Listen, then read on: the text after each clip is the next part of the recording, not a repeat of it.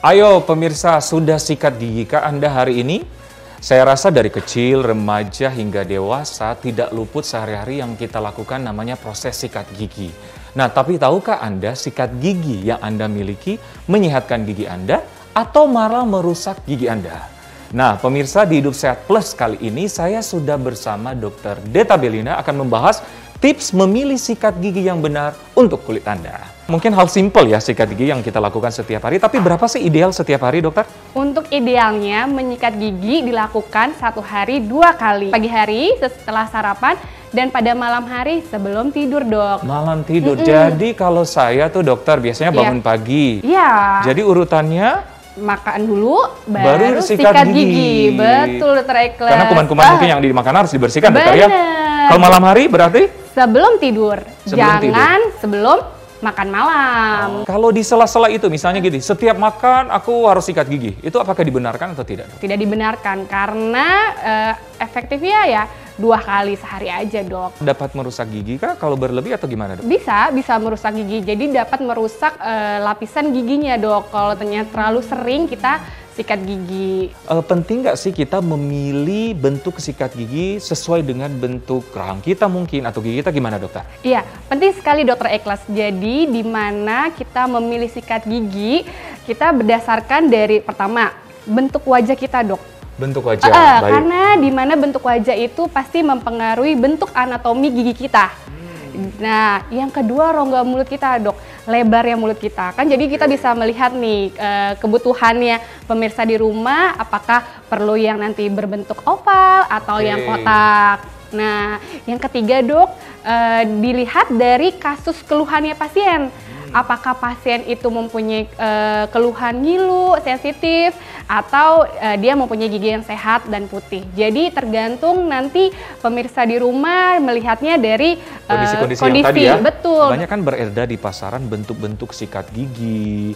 Ada yang lurus, ada yang kayak melengkung dikit, begitu juga ujung-ujungnya ya. Ada yang persegi, segi 4. Nah, gimana sih untuk pemirsa mungkin pengen tahu, mungkin ini hal simpel karena kita lakukan sehari-hari. Tapi memilih sikat gigi yang benar disesuaikan dengan kondisi gigi kita, gimana, dokter? Oke, jadi pemirsa di rumah bisa kita lihat kan banyak ya macam-macam bentuk-bentuk di pasaran nih, dok. Ya. Nah, kita pertama bisa lihat sikat gigi di pasaran ini ada beberapa tipe, dok. Oke. Nah, kita bisa melihatnya pertama dari gagang sikat giginya. Gagang ya, dok ya.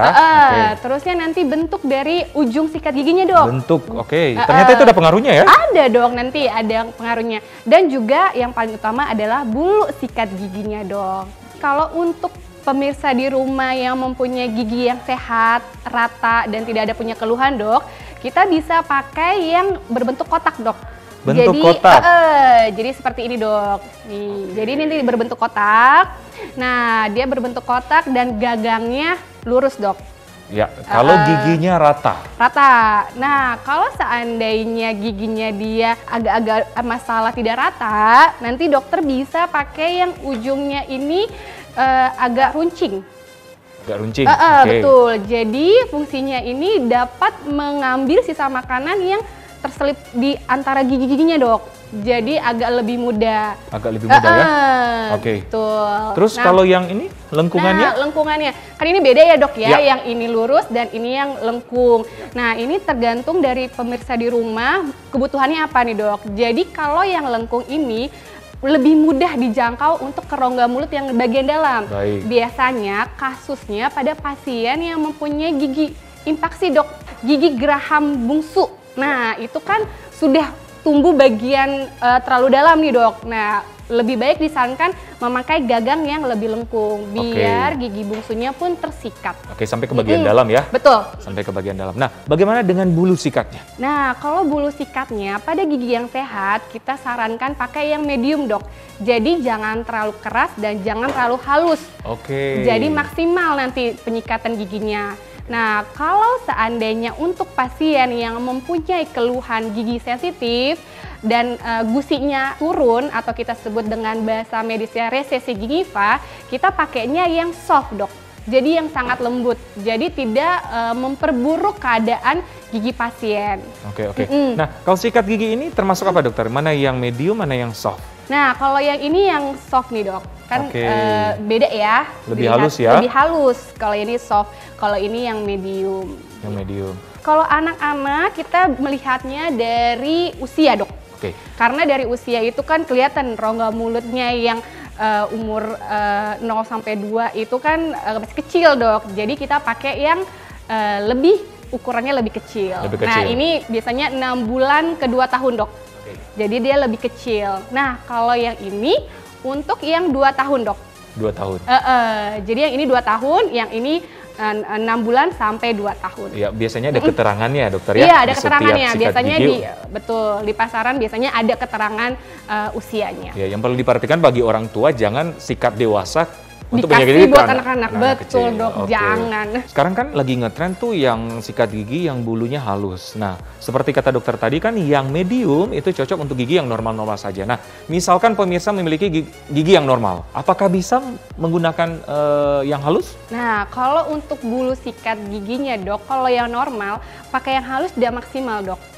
Otomatis kalau terlalu halus, otomatis penyikatan kepada pemirsa di rumah kurang bersih. Jadi memang tergantung dari kebutuhan pasien-pasiennya dok. Jadi kalau pasiennya yang tadi saya bilang kalau giginya sehat, lebih baik pakai yang medium. Tapi kalau seandainya gigi pasiennya bermasalah, pakai yang soft. Jadi memang tidak diperbolehkan atau tidak diperkenankan memilih sikat gigi yang soft untuk gigi yang normal atau gimana dokter? Tidak disarankan dok.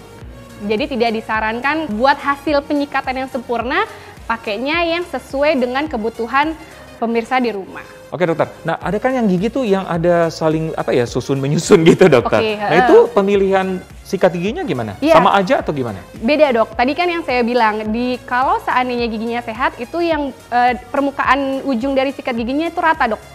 Kan ini bisa terlihat perbedaannya dok, Ya. Kalau yang ini agak runcing dan ini rata. Jadi kalau untuk yang sehat, pakai yang rata. Kalau seandainya giginya tidak rata, pakai yang runcing. Kalau misalnya saya memiliki gigi yang normal, apakah berpengaruh terhadap kesehatan kalau saya menggunakan yang halus atau yang tidak rata? Iya, pengaruh sekali dok. Namanya penyikatan gigi ini adalah untuk dimana kita harus penyikatannya sempurna. Jadi harus sesuai dengan fungsinya. Kalau seandainya penyikatannya tidak sempurna, maka nanti ada penyakit-penyakit gigi atau rongga mulut yang timbul gara-gara salah dalam pemilihan penyikatan gigi. Seperti apa dok kira-kira? Jadi kalau kita salah dalam penyikatan gigi, itu yang paling sering terjadi ya dok, itu adalah penyakitnya bahasa medisnya resesi gigi pak, atau gusinya naik. Jadi kerusakan pada gusi diakibatkan karena penyikatan gigi yang terlalu keras. Jadi dok, kalau sikat gigi itu, tangan kita tidak boleh menggenggam seperti ini dok. Karena kalau kita menggenggam tangan seperti ini, otomatis refleks kita itu akan terlalu keras dok. Ya kan benar, coba dokter peragakan. Betul kan kalau kita genggam seperti ini. Nah kita pegangnya itu seperti memegang ballpen, jadi kayak pulpen dok. Jadi tangannya seperti ini. Nah otomatis dengan kita memegang tangan seperti ini, kita akan gerakannya akan lebih halus dan lebih lembut. Jadi inti dari sikat gigi itu bukan keras, tapi menyikat gigi secara sempurna, sisa-sisa makanan terambil. Oke, Gitu. nah satu lagi yang mungkin pemirsa pengen tahu, gerakannya dokter ya. Ini mungkin hal simpel ya, Iya, tapi simple. gerakannya ada kan yang Betul. kayak gini, ada yang naik turun, ada yang melingkar, gimana sih yang... Tipsnya ya dok ya, cara menyikat gigi pertama untuk bagian depannya kita adalah memutar dok. Jadi kalau bagian depan memutar Sampai ke belakang. sampai ke belakang. Iya betul. Oke. Nah nanti jangan lupa dok, bagian belakang gigi pun juga kita harus sikat, Ya, yaitu dengan mencungkil. mencungkil. Bagian di dalam giginya dok. Jadi bagian itu kan yang banyak kasus di mana karang gigi timbul. Nah, nah habis itu jangan lupa juga dok untuk lidah.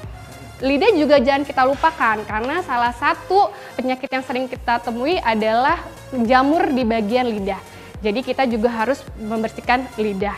Oke, dokter, kalau ada kan yang orang yang kalau saya lihat tuh langsung sikat gigi, luar biasa saking menikmati kali ya dokter. Nah itu apakah berbahaya kalau tidak melingkar atau hanya cenderung ini, apakah berbahaya bagi kulit atau ada efek sampingnya gimana dokter? Ya pasti, kalau seandainya kita sikat giginya tidak sampai sisa makanan itu terambil semua, akhirnya akan menjadikan plak dok. Nah plak gigi ini yang akan menghasilkan penyakit kalkulus atau karang gigi. Makanya dimana kalau ceritanya pemirsa di rumah sering punya keluhan bau mulut atau bau yang tak sedap, maka itu disebabkan karena adanya karang gigi di dalam mulut, Dok. Karena sikat gigi tadi yang tidak maksimal. Betul. Oke pemirsa, demikianlah bincang sehat saya bersama Dokter Gigi Deta Belina, bagaimana tips memilih sikat gigi yang tepat untuk gigi kita. Baik pemirsa, saya Dr. Ekles bersama Dokter Gigi Deta Belina untuk Hidup Sehat Plus.